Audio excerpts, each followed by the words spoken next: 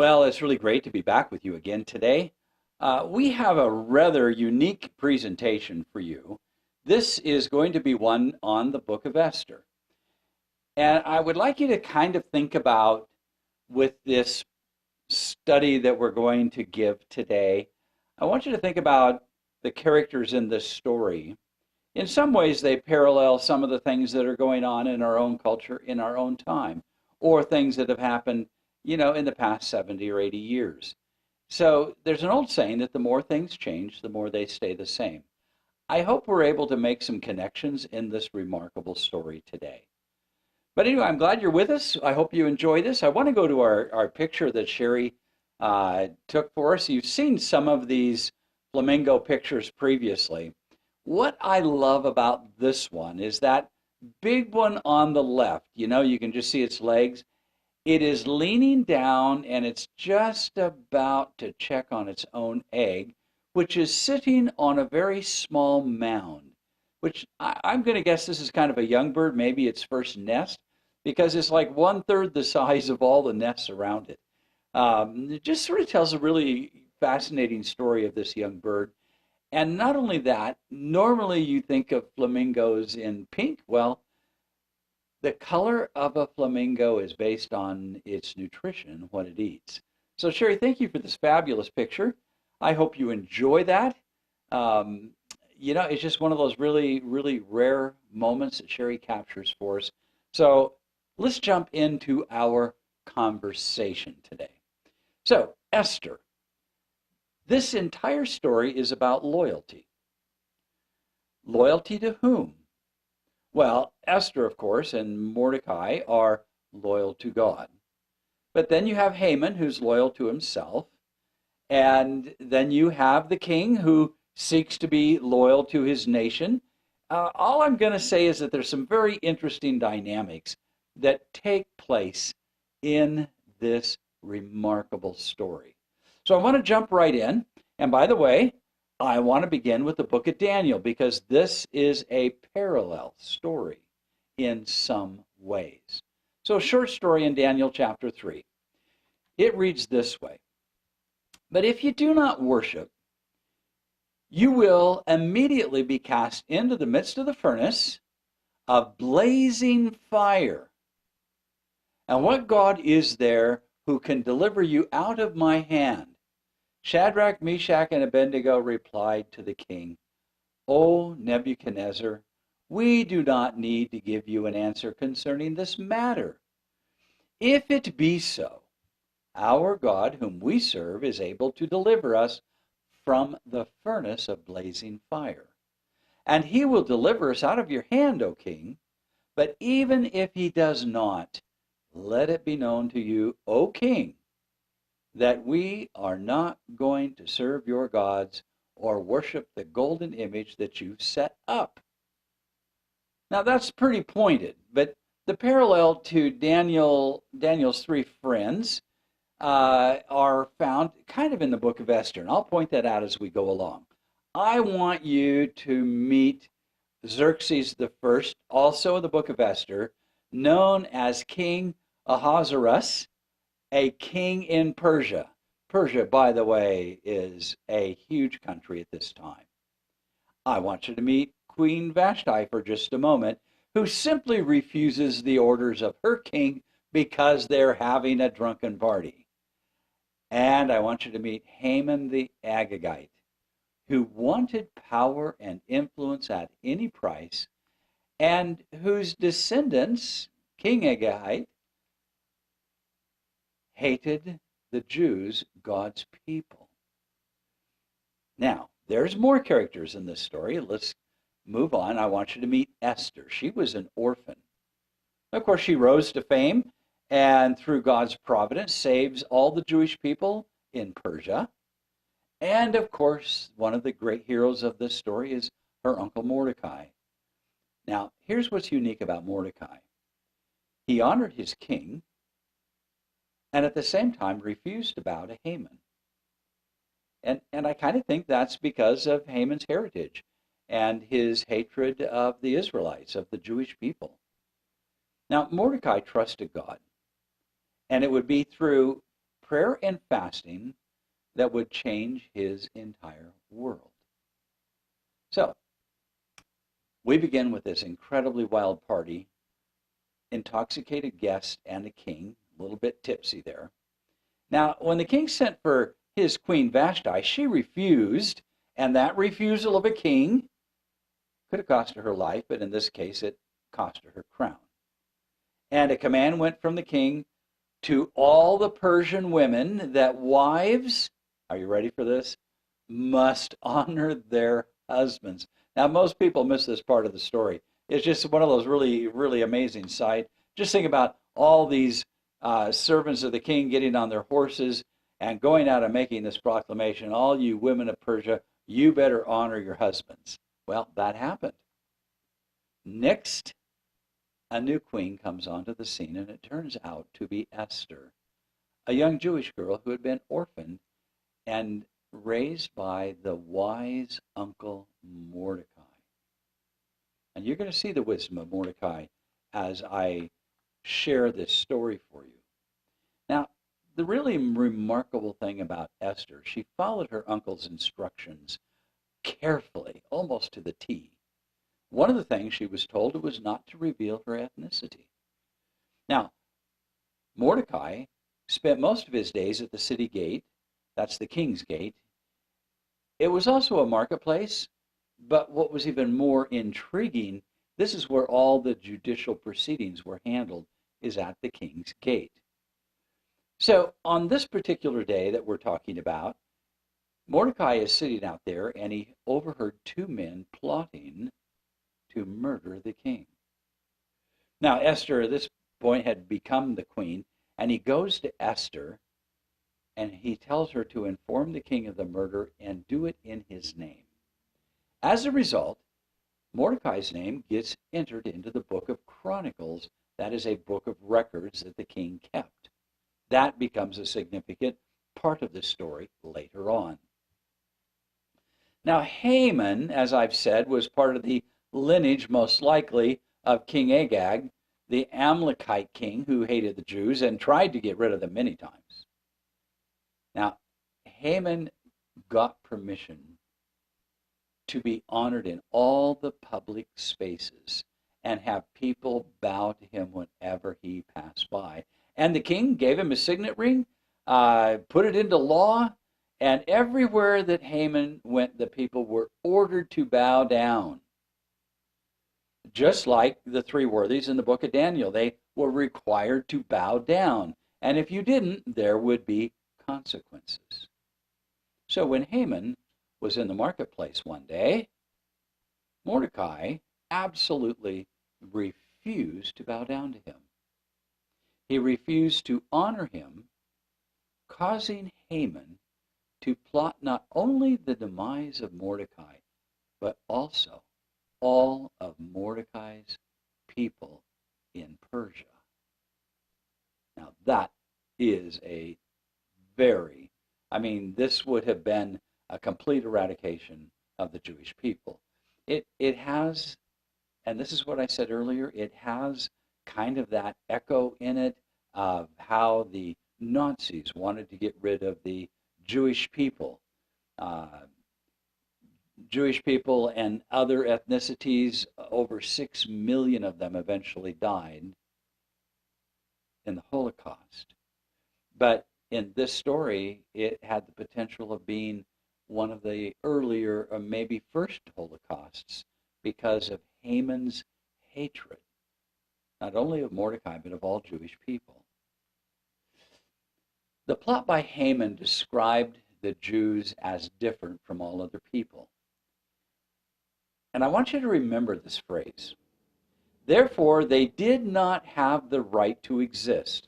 Now, I want to tell you that every time we've ever seen a massacre of people, it was when certain individuals decided that that group over there did not have the right to exist. Now, King Ahasuerus agreed with Haman. He signed it with his signet ring, the decree to have them all put to death in the empire, as Haman said, you know what, these people don't have the right to exist. And the king went along with it. not realizing who his queen was, because Mordecai told her not to reveal her ethnicity. Now, Haman, the enemy of the Jews, was just about to get rid of Mordecai and just about to get rid of all the Jews, now listen carefully, who were also Sabbath keepers. That is an important part of understanding this story, especially if we're going to make it relevant to the times in which we live. The king was restless one night. He couldn't sleep, so he got out the book of Chronicles and was reading through them. He reads of how Mordecai saved his life by reporting the two assassins by Queen Esther in his name. Let me read it to you. Esther chapter 6, verse 3.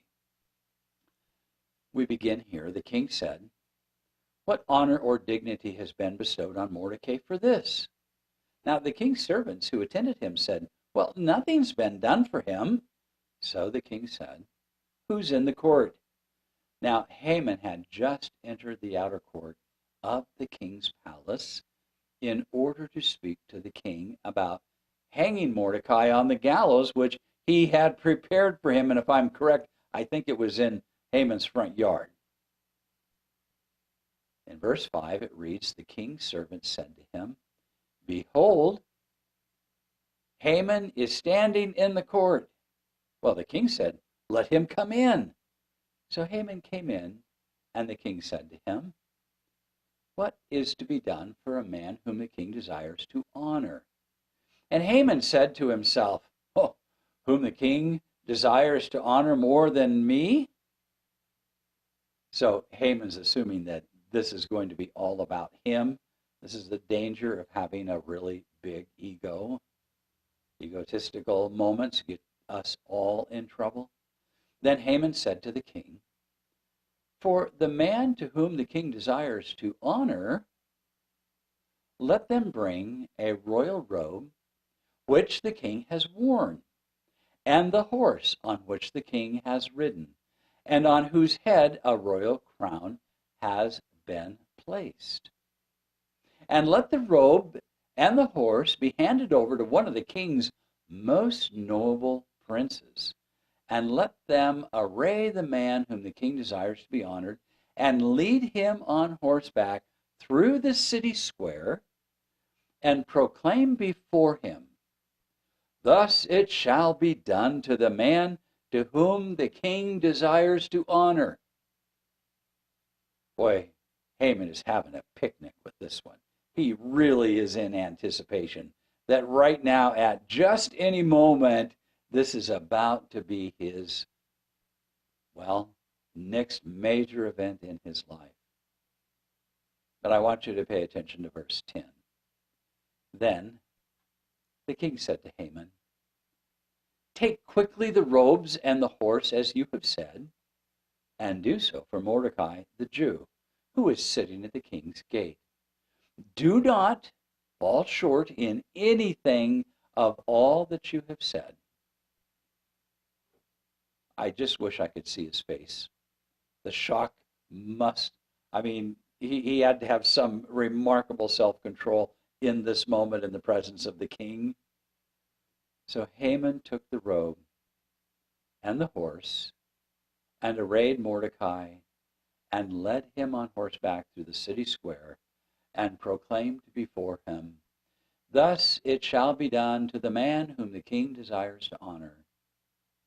And here we have Mordecai going through the city, making this proclamation. Let's pick it up now in verse 12. Then Mordecai returned to the king's gate.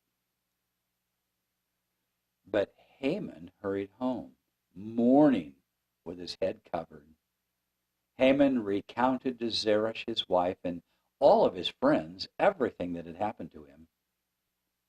And then his wise men and Zeresh his wife said to him, "If Mordecai, for whom you have begun to fall, is of Jewish origin, you will not overcome him, but will surely fall before him. And while they were still talking with him, the king's eunuchs arrived and hastily brought Haman to the banquet which Esther had prepared. Now, I want to just take a moment and give you a quick sketch. Esther is on a mission to save her uncle and her people. And the way she chose to do that is she risked her own future by coming into the presence of the king without permission and said, I want to invite you and Haman personally to a banquet. Now, in the story, we know that she chose not to give all the details in the first banquet and then planned a second banquet in which she would then disclose what her purpose was. So we know the outcome of the story. Esther holds two banquets before exposing Haman's plot to eradicate her people. But I do think we have to ask some important questions, like, well, what are the lessons for today? Now, Haman ends on his own gallows. Let's pause here for just a moment and process this. Now just think through this. Here's a man who says there's a group of people we want to get rid of. It's time for them to go. Now, I told you I'd connect this to end times, the times in which just before the Lord comes. And here's what's really remarkable about that story. You see, in Revelation 17, there is a war that is declared on God's people again. Just like what Haman wanted to do, only it's done with the kings of the earth.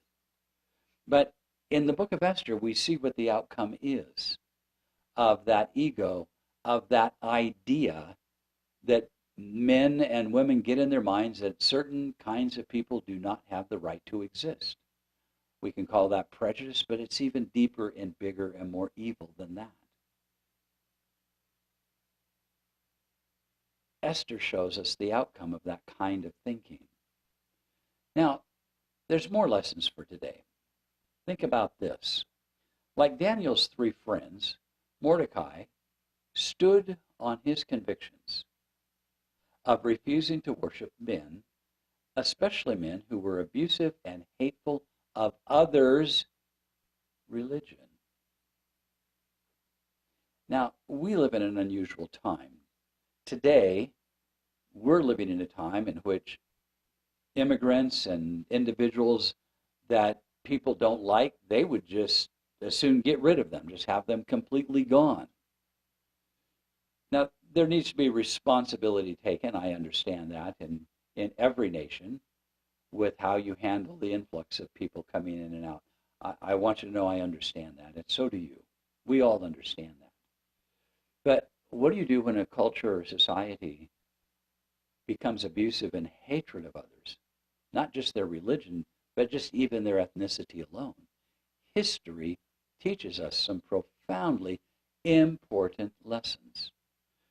In the book of Esther, here's a lesson that is worth learning today. In the book, God does the role of saving. We have our role of exercising our faith in God. And I think that's profoundly important.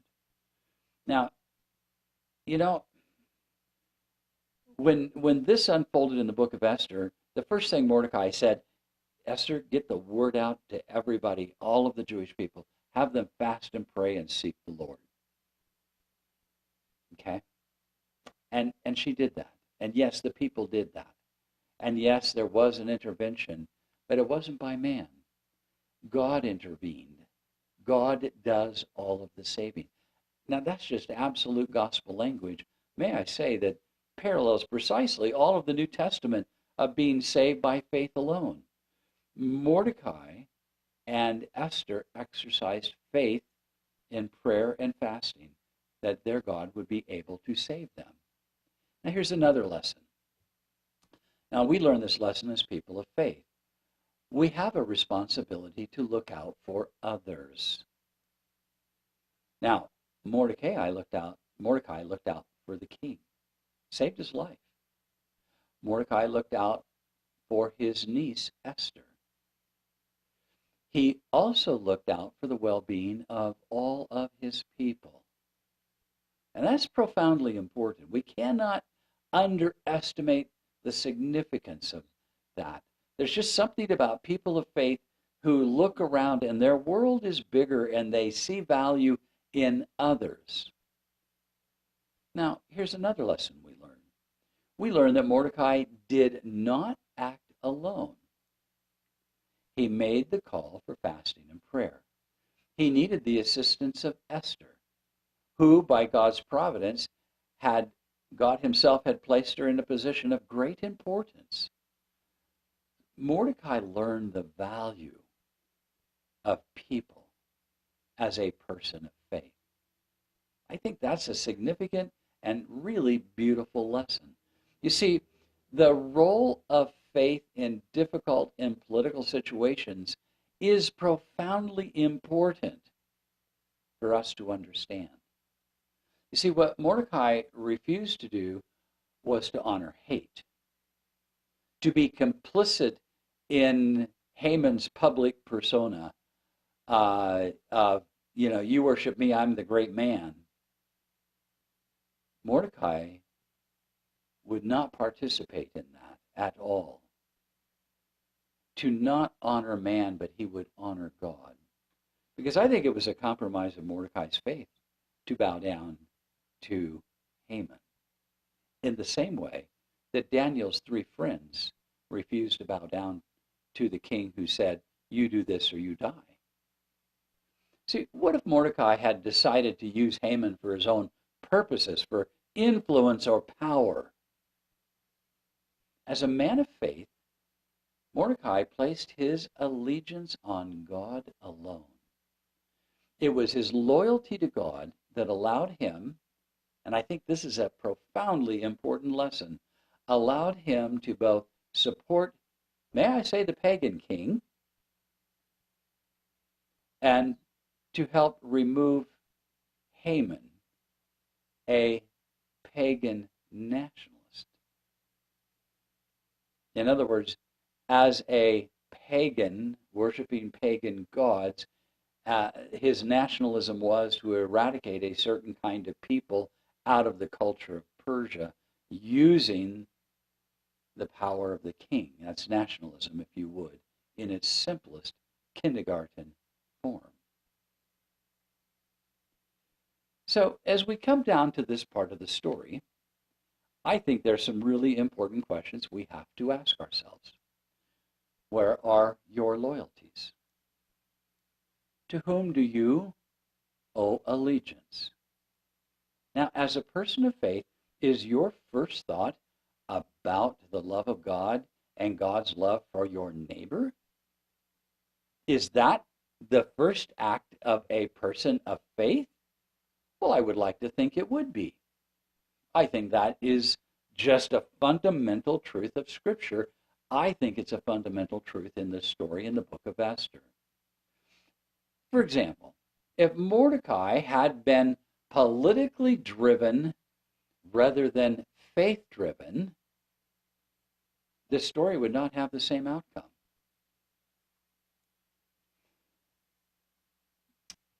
I think there's a caution for us as Christians when we read the book of Esther that is profoundly important, and may I say, remarkably clear.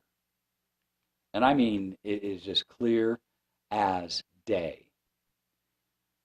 Can we have a divided loyalty?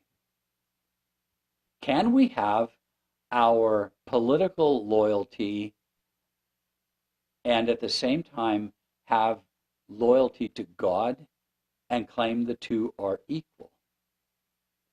In the book of Esther, that was not possible to do. It was possible to honor the king, yes, but notice Mordecai honored God in saving the king's life. His first and foremost loyalty was to God alone. So if Mordecai had been politically driven rather than faith-driven, this story would not have the same outcome. He would have used Haman as a stepping stone, probably to gain more power and more influence and try to save his own people in his own strength.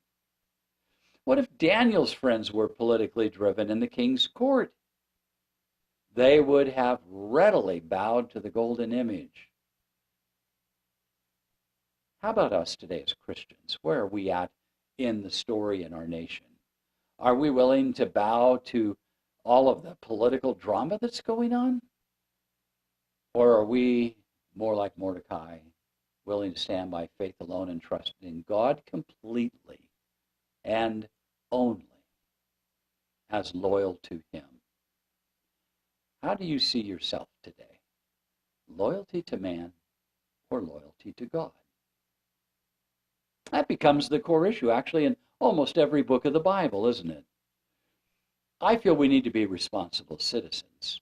I think we need to vote. I think we should do everything we can to make a healthy and safe society.